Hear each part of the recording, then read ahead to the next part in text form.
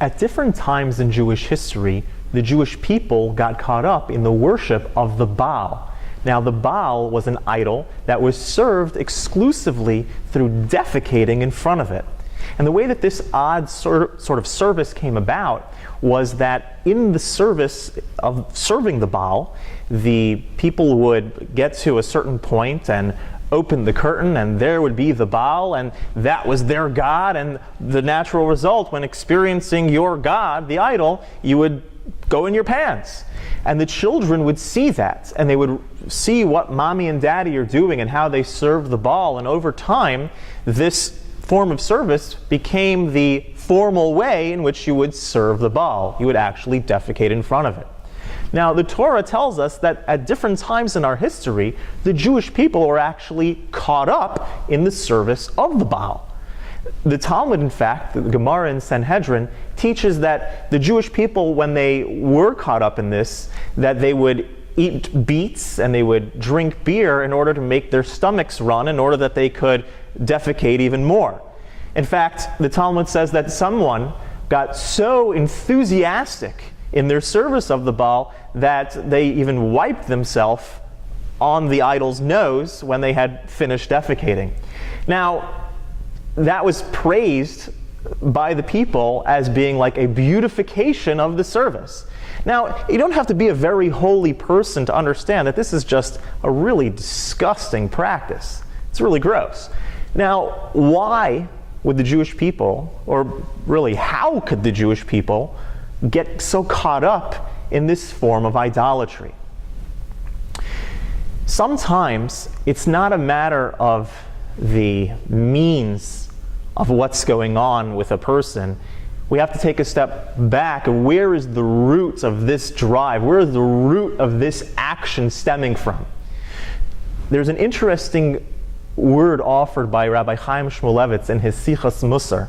He explains that the drive that the Jewish people had to worship the Baal was not about the defecation, and it wasn't even really about the idol worship. What happens is that the real drive, the real urge, came from their desire to break social norms. It was this desire to break down social norms that led them to express that in this particular way.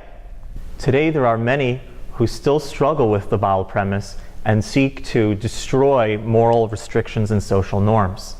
One time where the Jewish people were particularly involved with the Baal was in the times of Elijah the prophet. And in order to prove which God was God, Elijah decided that he was going to make a test in front of all of the Jewish community who had been lured into Baal worship. The test was setting up two altars. One would be an altar dedicated to God, one would be an altar dedicated to the Baal. And whichever sacrifice was accepted, whichever one caught fire, that would be an indicator of which God is God.